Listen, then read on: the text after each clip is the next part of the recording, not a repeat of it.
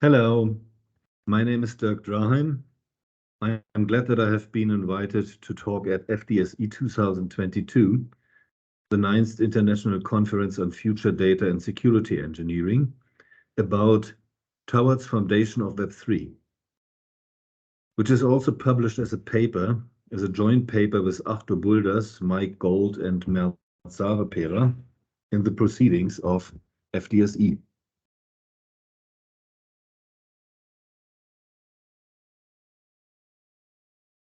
The Web3 vision takes blockchain disintermediation to a next level by making it ubiquitous, encompassing not only payments and financial services, but also digital identities, data, and business models.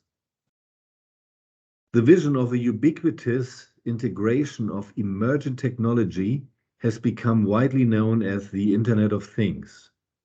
Now, the Web3 narrative can be characterized as the web of everything, and even more, the web of everything and everybody, since the idea of being owned and operated by its users, as it has been stated, for example, by Li Jing and Katie Parrott in their Harvard Business Review article this May,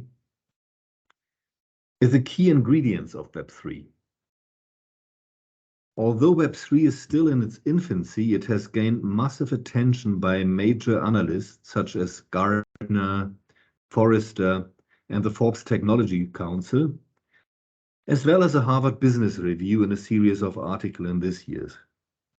And the expectations are high towards Web3 being our chance to make a better internet.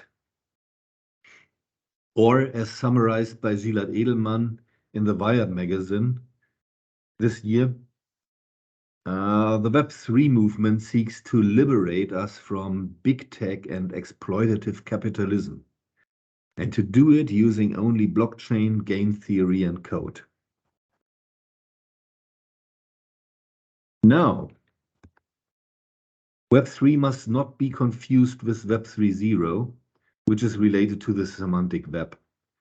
Here we see the history of the web, and the standard story of the history of the web is that it emerged as Web 1.0, which was about content consumption, and then it was followed by Web 2.0, which was or is about content creation.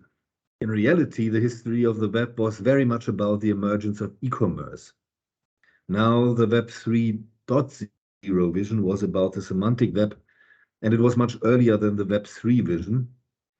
And it can be said that the term Web 3 has been coined in the Ethereum community.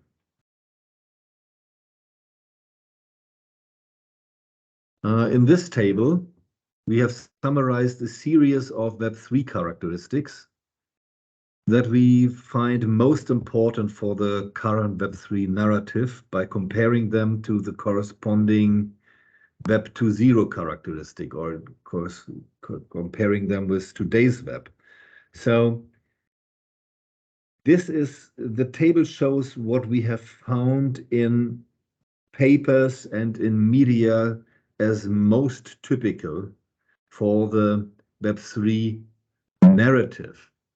So today's web, when it comes to payments in today's web are online bank transfer between accounts hosted by commercial banks. And what we also see, as Christine Lagarde has coined it, are digital payments in existing currencies through PayPal and other e-money providers such as Alipay in China or M-Pesa in Kenya. But these digital payments are no cryptocurrencies. So Web3 is about cryptocurrencies. It is about direct payments between web users without intermediaries, and currency is neither owned by central banks nor collateralized. So cryptocurrencies are neither M0 nor M1 money in terms of today's monetary stack. Also, central bank digital currency is usually not considered part of Web3. Financial services are usually not considered as part of today's web, although they might be made accessible through web-based e-commerce services, of course. On the other hand, in Web3, financial services are considered integral part of Web3. And they're considered disrupting both commercial banking and investment banking. When it comes to identity, we see in today's web typically public key infrastructure, including established routines of personal identity proving. Also, we see cloud-based identity, whereas the Web3 is much about this self-sovereign identity. Data in today's web is owned and utilized by companies, and that is how it is characterized. Whereas in Web3, data is envisioned to be owned and utilized by users. When it comes to trust in today's web, we have a regulative basis, and trust anchors are authorities and companies. Whereas in Web3, the vision is that trust emerges as peer-to-peer, and trust anchors are then consensus protocols. When it comes to the protocols in today's web, the protocols can be characterized as stateless. So protocols connect silos application, and the protocols regulate, as Charmin Woschengier has coined it, transmission of data and not how data is stored. Whereas protocols in Web3 can be characterized as stateful. Again, for example, Charmin Woschengier characterized it as collectively maintained universal state for decentralized computing. Business model in today's web are much about Silicon Valley tech giants, Alphabet, Amazon, Meta. So we do have super scaling e-commerce. We also see social media networks. And a key is that the commercialization of customer data. Whereas in Web3, we see genuine decentralized finance business models, decentralized business payment services, decentralized fundraising, decentralized contracting. Also, we have discussed the decentralized autonomous organization, the DAO. And today's web use cases are, of course, content consumption, content production. Practically, it is about e-commerce. But B2B is usually not considered a genuine use case despite service-oriented architecture. Whereas in Web3, we see, of course, all today's web use cases, however, in a disintermediated way.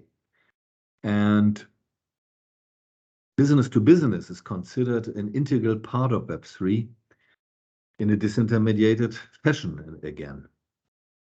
Of course, Web3 is also about non-fungible tokens.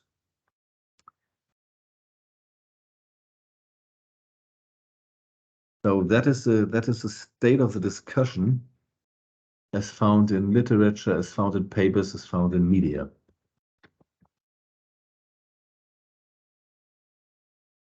Web3, albeit the current enthusiasm about Web3, it can be said that we are lost in a state of confusion. For example, the Forbes technology article titles, "Why Web3 is so confusing." The Forrester article is titled, "Web3 isn't going to fix the shortcomings of today's web."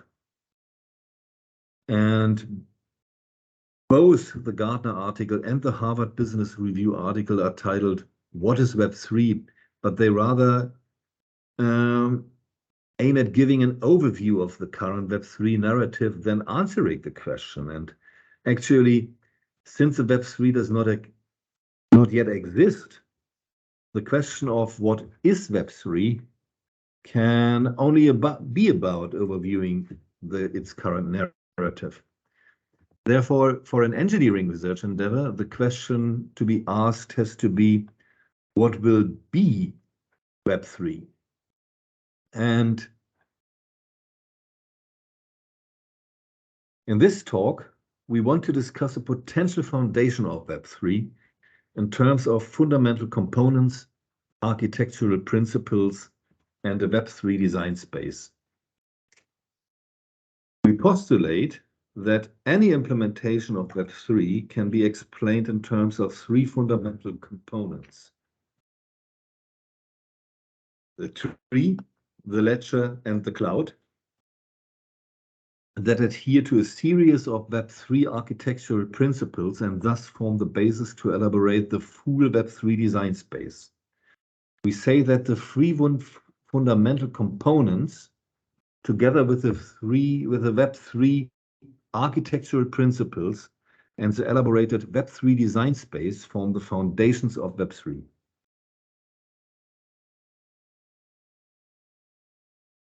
In a recent IEEE Access paper, we have contributed the architecture of the Alphabet platform, which is a platform for universal asset tokenization, transfer, and exchange as a global medium of exchange. In this talk, we want to discuss Alphabet in terms of the suggested Web3 foundation. We proceed as follows. First, we provide an outline of the suggested Web3 foundation. Then we briefly sketch the Web3 design space. Next, we discuss the Alphabet platform.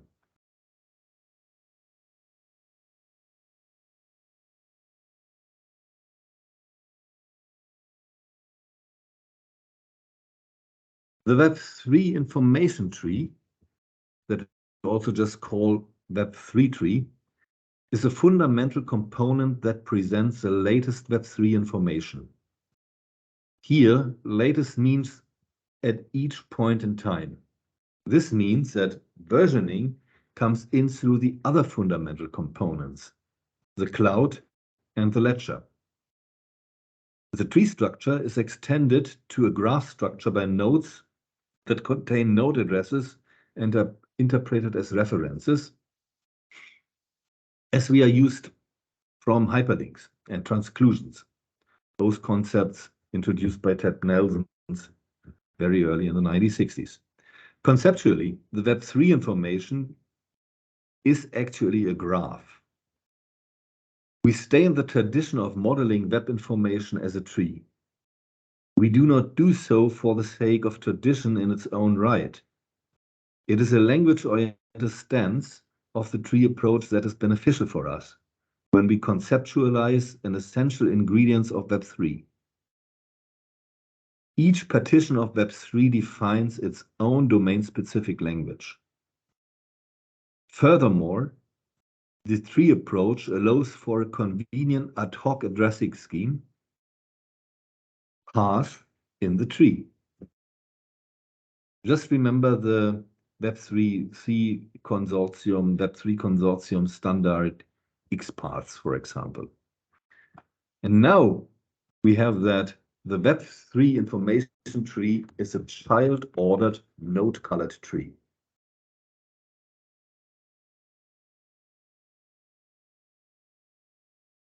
Edges, child ordering, and node colors of the Web3 information tree are used to express information.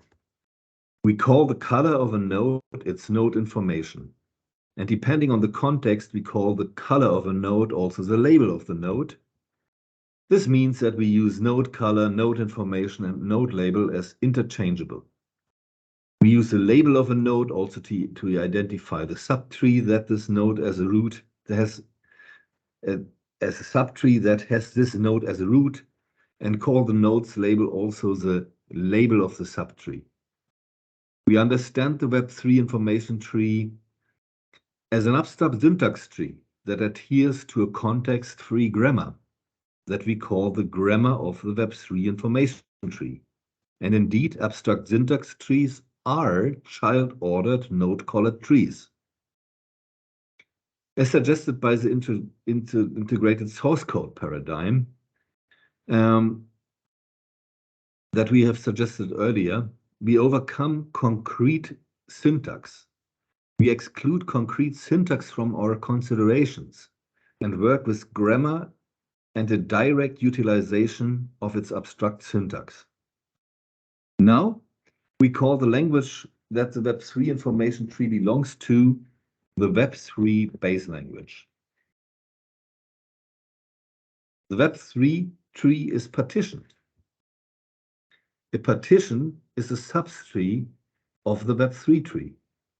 The purpose of a partition is to hold the information of a specific asset or a specific domain. The list of example partitions is sheer endless. Basically, all of the cryptocurrency-based platform visions seen during ICOs, the initial coin offerings in the last decade, can be realized as partitions in Web3. Examples of partitions could be a cryptocurrency, a real estate tokenization platform, which is ideally connected to the official cadastre or even being the official cadastre,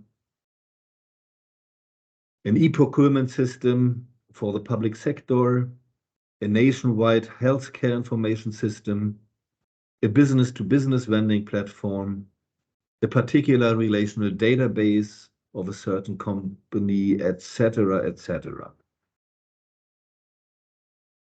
Each partition owns a partition-specific language that is used to describe the content of the partition and is governed by partition-specific rules as part of the concept and as part of the foundation.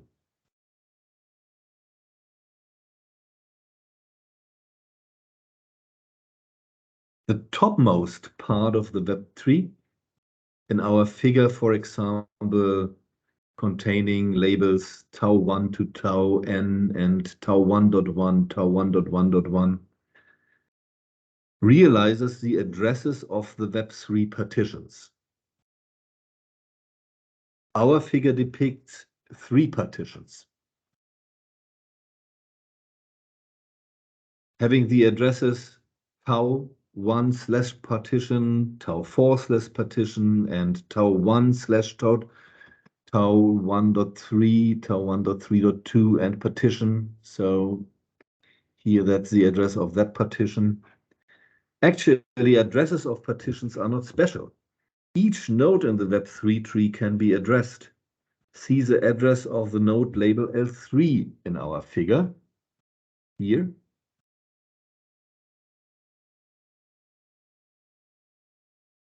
As an example. The Web3 base language contains a language for describing context-free grammars as a sublanguage. Each partition has 3 child nodes. Content, grammar, and rules.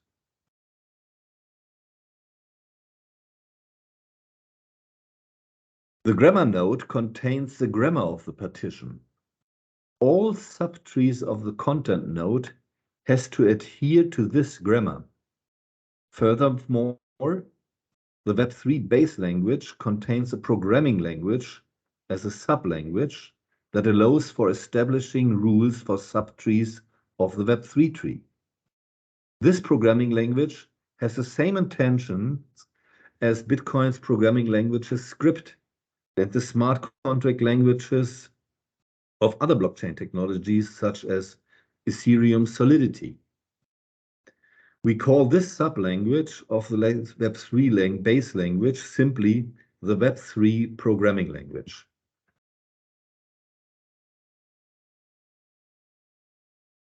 The rules of a node partition contains rules that are written in the Web3 programming language. The rule evaluates to true or false and can have side effects upon its execution. The rules are triggered whenever the content of the partition is about to be changed by a Web3 protocol. Whenever a rule is violated, so evaluates to false, the change is rejected. The rules of a partition are used to complete the partition's context-free grammar. This means they are used to enforce needed context-sensitive properties of the partition. But the Web3 programming language allows for much more. It allows to access the protocol, the full protocol history that is reflected in the Web3 ledger, and therefore to access the full version history of the Web3 tree. either directly via the ledger or indirectly via the ledger, where indirectly means via hash identifiers provided by the ledger, by accessing then data stored in the cloud. We will explain the ledger and the cloud, as well as options to distribute data over the ledger and the cloud in more detail in due course. Actually, the rule-based control of Web3 is much more fine-grained. Rules cannot only be added to partitions, but also to any subtree of the Web3 tree. See, for example, tree labeled L7.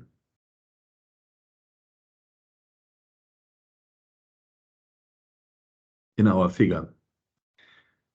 For an example, the rules apply to all subtrees of the corresponding, we can also say sibling content node.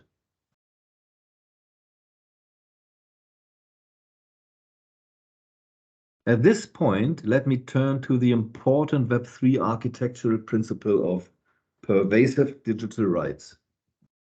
In the Web3, digital rights are a pervasive concept. They are so essential for the Web3 vision that the Web3 can be even characterized in terms of them.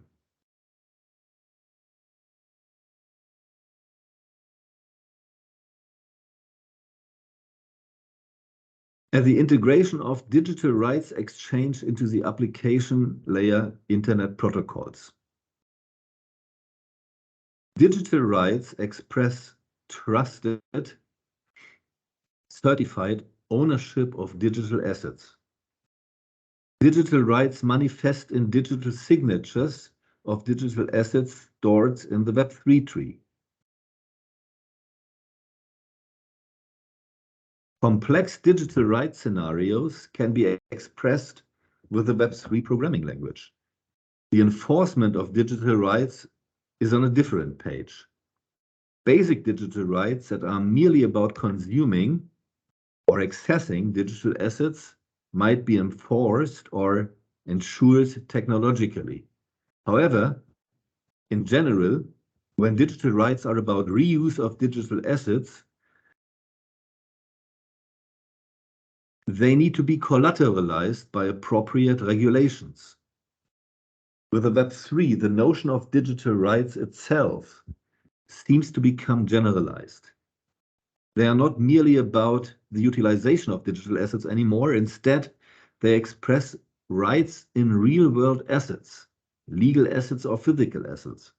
Again, such notion of digital rights need to be collateralized by regulations. In the strength of Web3, regulations and institutions need to co-evolve with emerging Web3. The Web3 need to anticipate conceptually or technology-wise such developments. Access rights represent a basic form of digital rights. Similar to digital rights, access rights are an essential, integral part of the Web tree. Access right owners are identified via public cryptographic keys. We consider the access rights as part of the rules. Access rights can be established with the Web3 programming language, allowing for arbitrarily complex dynamic access rights management. Practically, we can assume that the Web3 defines an access rights language that can itself be considered part of the Web3 programming language.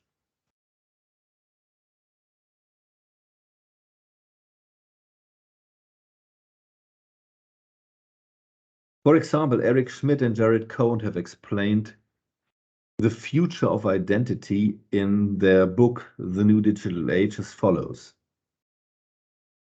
The shift from having one's identities shaped offline and projected online to an identity that is fashioned online and experienced offline will have implications for citizens, states, and companies as they navigate the new digital world.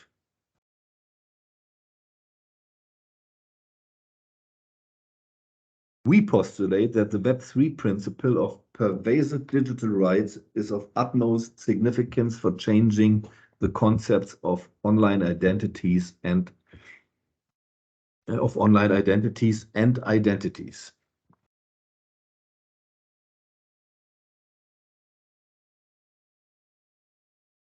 Let me turn to the other two fundamental concepts of the Web3, the ledger and the cloud. The Web3 tree is a purely conceptual model. It explains the informational structure of the Web3 and, most importantly, introduces the notion of Web3 partition. The Web3 cloud and the Web3 ledger together provides a concrete realization of the Web3. The cloud stores the full version history of the Web3 tree. The ledger provides certificates for Web3 information. It is a fully certified complete protocol Web3 log. Occasionally, we therefore call the ledger also the Web3 certification ledger. The Web3 cloud and ledger can be implemented as overlay network to any internet protocol stack, such as, of course, the TCP/IP protocol stack of today's internet. The Web3 manifests merely through application layer protocols that are kept free from any lower layer concepts and therefore is independent of any changes to lower protocol layers. Today's dominating Web3 protocol, HTTP, relies on IP addresses and is therefore intertwined with the current internet protocol stack and the internet layer. For example, the domain name service DNS is designed as an aftermath to HTTP. The functioning of today's web tree is anchored in trust into the centralized mechanisms of IT address allocation provided by the Internet organizations ICANN and IANA, Internet Corporation for Assigned Names and Numbers, and IANA, Internet Assigned Numbers Authority. Trust in today's web tree is rooted in trust into ICANN and IANA. The Web3 can gain trust from this Web3 ledger in its role as a certification backbone of the Web3. Again, the ledger can be kept free from any lower layer concepts, and it is a Web3 cloud component that needs to be related to a concrete internet protocol stack when it is realized.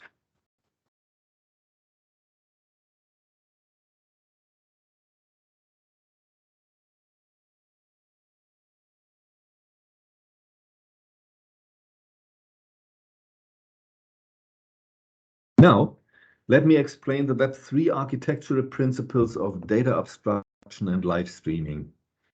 The concept of the Web3 ledger can be explained best through these two architectural principles that go hand in hand with each other. Data abstraction is a core software engineering principle.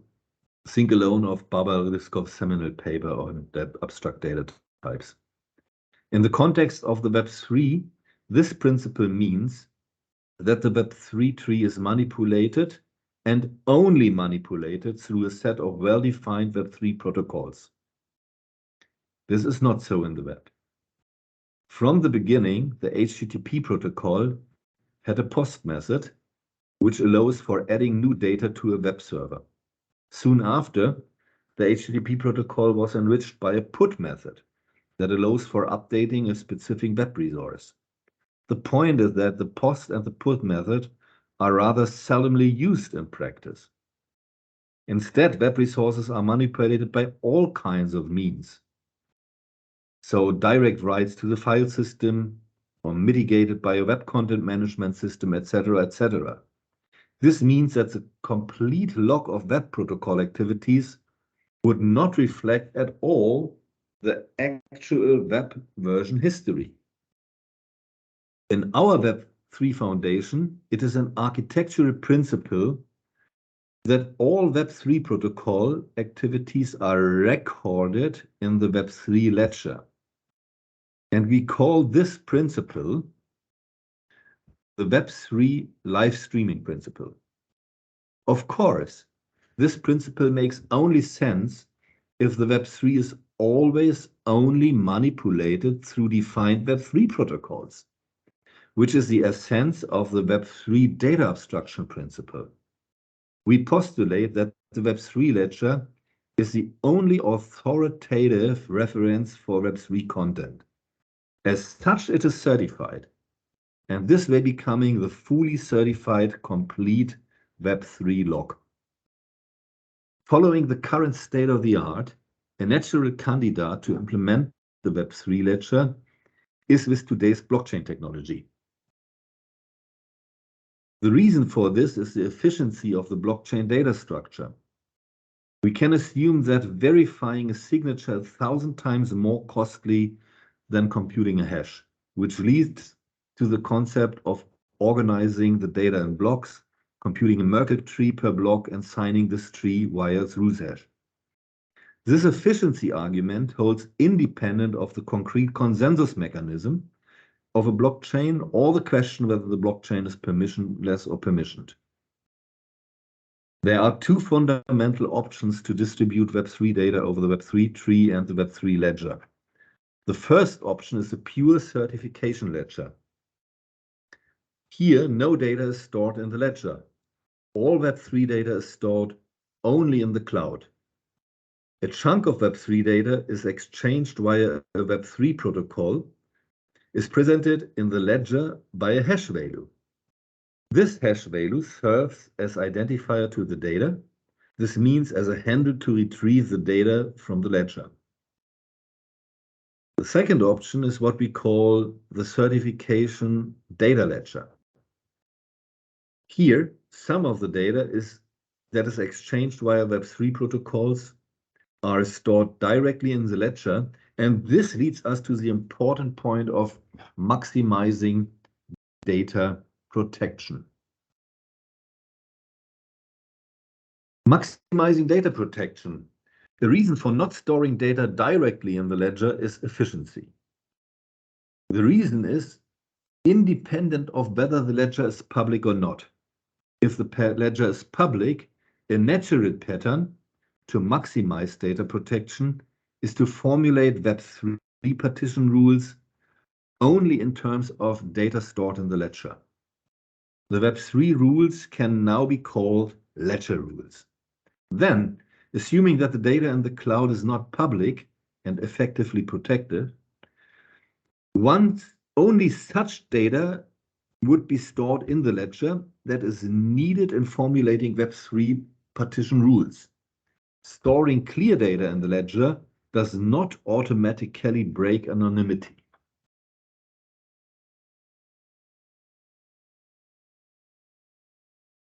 Next, let us turn to scalability. Ledger transaction performance is a sine qua non precondition for the Web3 to be turned into reality. For example, Bitcoin achieves only 7 transactions per second, whereas, for example, Visa achieves, let's say, 40,000 transactions per second. We discuss ultra scalability as part of the AlphaBuild scenario in due course. Let me turn to the Web3 design space first. The Web3 is said to be our chance to make a better internet. A better web has been envisioned long before the web. Already in the 1960s, Ted Nelson founded the project Xanadu, the original hypertext project. And today, more than 50 years later, the requirements that have been formulated for the Xanadu project read like a wish list for the better internet, including a document type system, transclusions, secure user identification, access right management, data replication, etc., etc. Last but not least, a royalty mechanism and payment system for the consumption of digital asset was in the Xanadu list.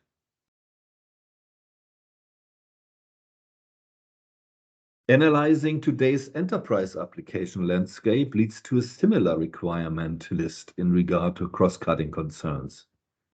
The fact that today's enterprise applications are implemented as web-based applications gives us an idea of another huge opportunity for Web3 that has been overlooked so far: the systematic integration of intranet and internet, where we think of the intranet as a potential enterprise application backbone. In the same way, the Web3 can become a massive DevOps backbone.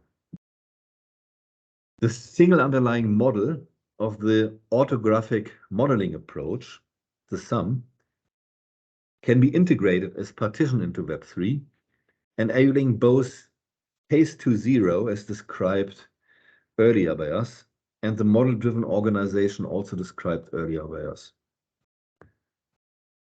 As the web of everything, the Web3 encompasses the Internet of Things, and as such, it becomes a web of manufacturing and logistics. The integration of software-defined networking, IoT, and blockchain technology will become a strand of research contributing to Web3. As a web of everybody, massive disintermediation is the standard narrative of the Web3. Disintermediation leads to reshaped institutions, as well as entirely new institutions. As a society's institutional architecture, governance needs to be rethought and redesigned. Next, collective intelligence systems form an extremely important class of web-based applications, with Wikipedia and Reddit being just two examples. CI systems are natural candidates for Web3 partitions. CI systems will stay with us in the future, and their importance will even steadily increase. For example, enterprises have started to understand the potential of collective intelligence for their endeavors. Just take BlackRock's Aladdin system and Genpact's Cora system as particular important examples. Recently, we have described the Alphabet platform and its architecture as a concept study. The Alphabet is a platform for universal asset tokenization, transfer, and exchange as a global medium of exchange. Users of the Alphabet platform can launch arbitrarily many partitions on the platform. Alphabet is a partitioned, replicated, sharded blockchain. Each partition implements an individual token and corresponding transaction system. Alphabet partitions correspond to the notion of Web3 partitions in our Web3 Foundation. The Alphabet platform provides the necessary protocols, languages, libraries, and toolkits to implement partitions in such a way that they show robustness and unlimited scalability. Robustness is achieved through replication. This means highly redundant partitions. The ultra scalability is enabled by a novel electronic money scheme, the bill scheme. Each Alphabet partition is sharded. Through its decomposability, the bill money scheme eliminates coordination efforts between shards. Coordination between partitions is achieved efficiently through a dedicated atomicity partition and a novel three-phase commit protocol.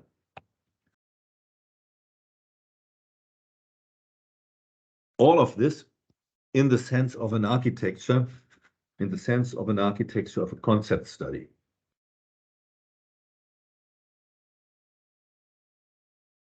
On the side of the actual implementation, we have, as a proof of concept, successfully delivered the bill-based blockchain technology KSI Cash. The performance of this technology has been tested exhaustively together with the European Central Bank in order to assess the technological feasibility of a digital euro. The test achieved 15,000 transactions per second under simulation of realistic usage, with 100 million wallets, up to 2 million payment orders per second, which is an equivalent of more than 300,000 transactions per second in a laboratory setting with a central component. With central components.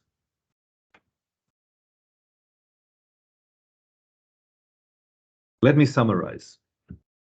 Too often we think and talk about Web3 in terms of individual Web3 solutions I mean individual Web3 products, individual Web3 assets, individual Web3 business models, and so forth. Although Web3 is clearly a vision of a digital ecosystem and actually a vision of the most encompassing digital ecosystem. In our opinion, it is unlikely that Web3 emerges out of nothing as a series of Web3 solutions, independent of how much venture capital might be pumped into such individual efforts. What we need in first place is to shape and to provide excellent, meaning ultra useful, ultra easy, ultra robust, ultra scalable infrastructure and tools to enable Web3 solutions.